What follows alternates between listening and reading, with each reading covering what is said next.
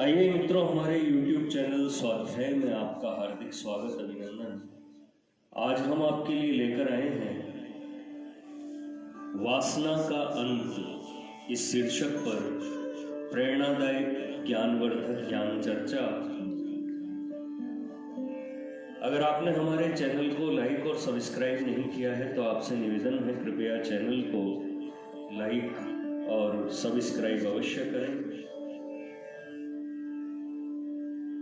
संसार की विचित्र गति है, यह परिवर्तनशील है, अस्थिर है, आता है और चला जाता है। यहाँ किसी को स्थिर नहीं देखा जाता। मनुष्य जीवन का ध्येय सदैव सुख और आनंद रहा है और अब भी है। सृष्टि रची गई, अगणित वर्ष बीत गए, परंतु वास्तविक सुख और आनंद क्या है यह नहीं मालूम। लोगों ने शारीरिक सुख एवं शारीरिक क्षणिक आनंद को ही सच्चा सुख और आनंद मान रखा है। अक्सर देखा जाता है, संसार में एक व्यक्ति दूसरे को कहता है, मैं खाता हूं, मैंने किया, मुझे दुख है, मैं बीमार था, तुम कलकत्ते गए थे, वह काला है, यह सुंदर है। इसका अर्थ क्या है? कौन खाता है, किसने किया, कौन बीमार था, कलकत्ते कौन गया, काला कौन है, सुंदर कौन है? उत्तर स्पष्ट ही दृष्टि के सामने है कि ये सब बातें शरीर के संबंध में कही गई है। तुम, मैं, वह, यह शरीर को समझ लिया है। 5 तत्वों के पुतले को रक्त, हाड़, मांस, चमड़ी आदि दुर्गंध युक्त पदार्थों से बने हुए नाशवान अस्थिर शरीर को ही मनुष्य मैं मानने लगा है। इसी मानने के अनुसार उसका जीवन बनता और बिगड़ता है। बनेगा क्या? सर्वदा बिगड़ता ही रहता है। खाना पीना, महलों में रहना, गद्दे तकिए पर सोना, हवा में सैर करना, कानों से मधुर गान श्रवण करना, नेत्रों से नाच रंग देखना, शरीर को मादक पदार्थों से उन्मत्त करना, इस प्रकार विषय वासनाओं में लिपटे रहने में ही लोग अपने को सुखी समझते हैं। दिन रात संसार यही किया करता है। जो इस श्रेणी का नहीं है, इस श्रेणी का सुख जिसके पास नहीं है, उससे कोई बात नहीं करता। अस्तु अब यह देखना है कि जिसमें संसार सुख मानता है, उस वासना का सुख कैसा होता है और वह सुख कब तक ठहरता है। एक समय एक गरीब मूर्ख ब्राह्मण एक राजकीय सड़क पर जा रहा था। संयोगवश सुंदरी राजकुमारी पर उसकी दृष्टि पड़ी। अपनी सखियों के साथ वह राजमहल पर खेल रही थी। दृष्टि पड़ते ही ब्राह्मण का मन उसके सौंदर्य पर विकारी हो गया। वह उसी स्थान पर खड़ा होकर कुमारी को देखने लगा। एकदम स्थिर होकर ऐसे खड़ा हो गया जैसे कोई पत्थर की मूर्ति हो। मोह ने उसे इतना अंधा कर दिया कि वह यह भी भूल गया कि राजकीय सड़क पर, राजमहल पर नेत्र उठाकर देखना नियम विरुद्ध है। दुर्भाग्यवश राजा ने स्वयं उस ब्राह्मण को कुमारी की ओर कुदृष्टि से देखते हुए देख लिया। राजा ने सेवकों को आज्ञा दी कि इस उन्मत्त मूर्ख को पकड़कर न्यायालय में लाओ। आज्ञा पालन की गई। जब ब्राह्मण राजा के सम्मुख आया, तब राजा ने क्रोधित होकर पूछा कि तू निर्भय होकर नियम विरुद्ध मेरी राजकुमारी को क्यों देखता था? ब्राह्मण ने उत्तर दिया, पृथ्वीनाथ, सुंदरता उस पुरुष के लिए नहीं है जो सुंदर हो, वरन उसके लिए है जो उस सौंदर्य को देखता है। यह सुनते ही राजा ने आज्ञा दी कि इस ब्राह्मण का मुख काला करके नगर से निकाल दो। आज्ञानुसार उसका केवल मुख ही नहीं वरन सारा शरीर काला कर गधे की पीठ पर उल्टा चढ़ाकर उसे शहर से निकाल दिया गया। अब उसे यह नहीं मालूम कि वह कहां जाए। नगर से दूर काली का मंदिर था। वहां जाकर उसने रात को देखा कि काली किसी से मिलने के लिए निकट गांव में गई। ब्राह्मण मंदिर में जाकर बैठ गया, दरवाजा बंद कर लिया और नेत्र बंद कर राजकुमारी को प्राप्त करने के लिए युक्ति सोचता रहा। कई घंटों की चिंता के पश्चात कहने लगा, राजकुमारी अपने महल से आ नहीं सकती। यदि लाई भी जाए तो मुझ जैसे निर्धन विद्याहीन के साथ वह क्यों विवाह करेगी। थोड़ी देर के बाद द्वार खटखटाने की आवाज सुनाई दी। उसे सूझा कि द्वार खोलने से इनकार कर दूं तो काली देवी कुछ अवश्य वरदान देगी। बहुत समय तक चुप रहकर ब्राह्मण बोला, हे काली, यदि मैं द्वार खोल दूं तो तुम मुझे क्या दोगी। काली ने कहा, 3 वरदान, क्योंकि मैं इस समय थकी हुई हूं।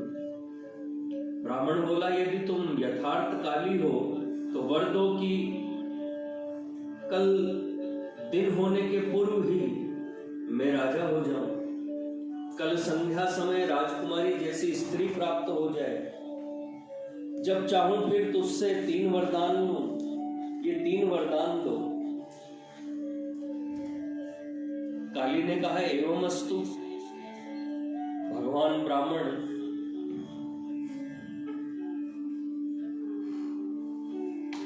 भाग्यवान ब्राह्मण बाहर आया। कालवश राजा उसी रात को मर गया। राजा के हाथी ने पुष्पमाला ले शहर से बाहर दौड़कर काली के मंदिर के बाहर वाले ब्राह्मण को पहना दी और उसे पीठ पर चढ़ाकर ले आया। ब्राह्मण राजा हो गया। उसने फिर 3 वरदान काली से मांगे। उसके शरीर के सब दाग मिट जाएं, वह अति सुंदर हो जाए, बड़ा विद्वान हो जाए।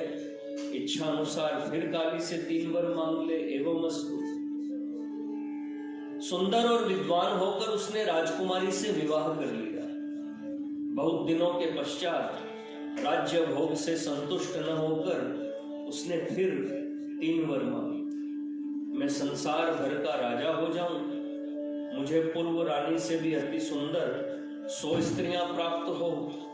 मैं इच्छा अनुसार फिर 3 वर काली से मांगी। एवमस्तु। इससे भी यथार्थ आनंद न पाकर उसने फिर से 3 वर मांगे। संसार का सर्व ज्ञान उसे हो, सब सिद्धियां प्राप्त हो। इच्छा अनुसार फिर काली से 3 वर मांगी। एवमस्तु। सब कुछ प्राप्त हो गया, सिद्धि प्राप्त हुई। वह इच्छा अनुसार रूप बदलता है, शरीर बदलता है, निराकार होकर फिर साकार हो जाता है, वायु में उड़ता है। इस प्रकार वह संसार में अनेक वैचित्र्य करने लगा। वह संसार की विचित्रता देखता और स्वयं अपनी करामात से संसार को चकित करता। वह सारे संसार में वायुमंडल में सर्वत्र मनोवांछित आनंद लेता, मधुर मस्त गान सुनता, दृश्य देखता, सब प्रकार के शारीरिक सुख, मानसिक सुख प्राप्त करता। इच्छा की और फौरन सब हाजिर, कुछ भी देर नहीं लगती थी। अब वह अपने को संसार का स्वामी सबसे बड़ा समझता है, पर वह अपना स्वामी नहीं हुआ। सांसारिक क्षणिक असत्य सुखों के पीछे लठ लिए पड़ा है, बालू में से तेल निकालता है, विषयों में खाक छानता है, सर्वदा असंतुष्ट रहता है।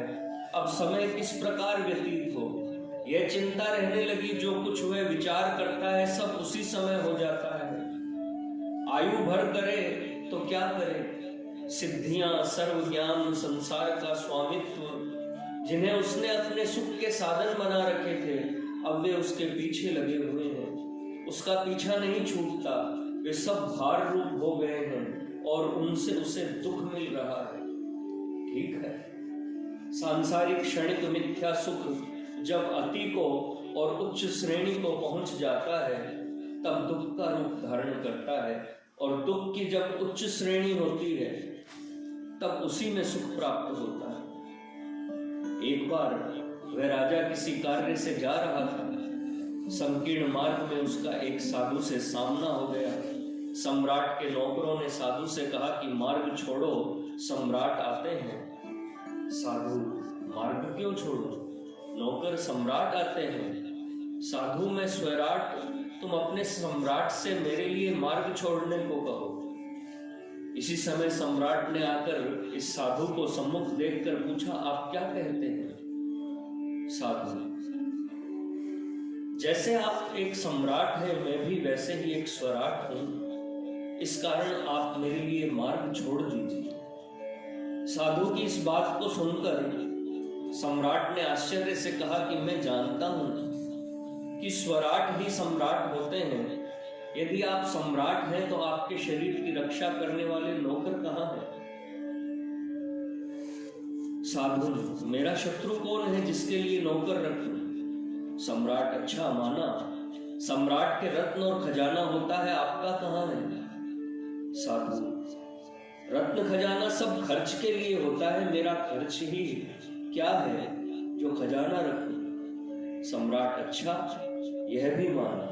पर बताओ, सम्राट के किले और ऊंचे महल होते हैं, सो आपके कहां हैं? साधु, विलास के लिए, वर्षा और धूप तथा शत्रुओं के हाथों से रक्षा पाने के लिए किलों और महलों की आवश्यकता होती है, सो मुझको विलास आदि व्यसन नहीं है। धूप और वर्षा मुझे सताती नहीं है, न कोई मेरा शत्रु ही है, अतएव मुझे किले और महलों की क्या आवश्यकता? शरीर ही मेरा किला और महल है। सम्राट, अच्छा, सही, पर आपका साम्राज्य कहाँ है?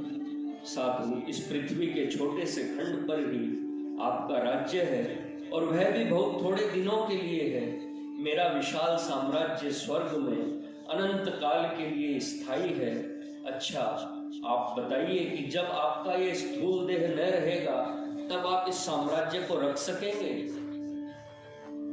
सम्राट सोच विचार कर कुछ स्थिरता नहीं है, इसका कोई उत्तर नहीं दे सकता। साधु, आपने जो राजदंड धारण किया है वह शिष्ट को पालने के लिए और दुष्ट को दमन करने के लिए। अच्छा बताइए कि आपके अंतर राज्य में मन नामक जो दुष्ट चोर हिंसा, द्वेष, मद, मत्सर, सत्य, नीच, स्वार्थ, काम, क्रोध, विलास, अनेक वासनादि अनुचरों को साथ लेकर वास करता है, उस पर आपने शासन किया है? सम्राट अवाक रह गए। साधु, आप इसका उत्तर नहीं दे सकते। अस्तु, देखो, मैंने ये ब्रह्मचर्य रूप दंड धारण किया है, इसके द्वारा अपने अंतर राज्य में इनके दल बल को निहत किया है। यह बाहरी दंड धारण उसी का स्मारक है। ऐसा कहकर साधु ने एक बांस का डंडा दिखाया। आप मेरी शक्ति देखना चाहें तो मेरे अंतर राज्य को देखें। अच्छा, आपकी रानी कहाँ है? सम्राट, वे बीमार है। साधु, देखो, हमारी ब्रह्म विद्या नाम वाली स्त्री कभी बीमार होकर हमारा साथ नहीं छोड़ सकती, अनंत काल तक हमारे साथ रहेगी। अवश्य एक दिन आपको और रानी को मृत्यु आवेगी, तब आप दोनों में से एक को चिरकाल के लिए वियोग का दुख सहना पड़ेगा, किंतु हमारी स्त्री ब्रह्म विद्या को और हमको किसी समय भी इस वियोग की यंत्रणा नहीं सहनी पड़ेगी। देह नष्ट होने पर भी हम दोनों साथ रहेंगे। सम्राट संकीर्ण मार्ग के एक ओर होकर नौकरों समेत चले गए। आज से राजा के चित्त में हेर फेर हो गया। वे सदैव विचार में पड़े रहते हैं, उनका समय बहुत कठिनाई से बीतता है। राजा को चिंताएं सताने लगी, संतोष न हुआ। राज्य की चिंता आदि से उनको शांति न होने पाती थी। उनका मन नदी की तरंगों के समान विक्षिप्त हो रहा था। समुद्र में तैरे, वायु में उड़े, तब भी उसे शांति न मिले। अब उन्हें जीवन भार रूप हो गया, पहाड़ हो गया। जीवन में निराशा हो गई, जीवन बिल्कुल इच्छा नहीं, मौत स्वीकार, जीते जी इनसे मुक्ति नहीं मिलेगी। अब वह स्वयं अपने जीवन का अंत करना चाहते हैं। किस जीवन का? वासना में जीवन का, जिससे सुख मिलता था। काली की कृपा से वह इस जीवन को इच्छानुसार चाहे जब तक रख सकते थे, पर उन्हें न तो स्वर्ग में शांति न वायुमंडल में शांति। अब उन्हें मालूम हुआ कि उनका अंतिम ध्येय शांति है, जो स्थायी है। उन्होंने सोचा कि वासना के त्याग से ही शांति मिलेगी। फिर सोचा किस प्रकार छोड़ें। फिर वह काली के पास गए और 3 वर मांगे, मुझे शांति प्राप्त हो, मैं ईश्वर ज्ञान प्राप्त करूं, इच्छा अनुसार फिर काली से 3 वर मांग सकूं। काली की कृपा से सब हो गया। ईश्वर में यथार्थ आनंद मिला। वे राज्य, भोग, स्त्री सौंदर्य, उड़ना, सुनना, देखना, हंसना सब भूल गए। सोचने लगे, हाँ, इतनी सारी आयु में मैं स्वप्न ही देखता रहा। ईश्वर को पाकर ईश्वर रूप हो गए। कहने लगा, सोहम अयम आत्मा ब्रह्म सर्वम खलविदम ब्रह्म। अनंतर काली उनके पास आई, कहा, तेरे 3 वर शेष हैं, उन्हें मांग ले, बोल क्या चाहता है। उन्होंने कहा, मैं वासना से बाहर हो गया हूँ, आपकी कृपा से मुझे सब प्राप्त हो गया। अब इच्छा है कि इसी अवस्था में रहूं। अब इच्छा है कि इसी अवस्था में रहूं। सोहम ओम ओम एवमस्तु ओम ओम ओम। मित्रों, यह थी वासना का अंत। इस शीर्षक पर प्रेरणादायक ज्ञानवर्धक ज्ञान चर्चा। अगर आपको हमारा चैनल पसंद आए तो इसे लाइक और सब्सक्राइब अवश्य करें। धन्यवाद।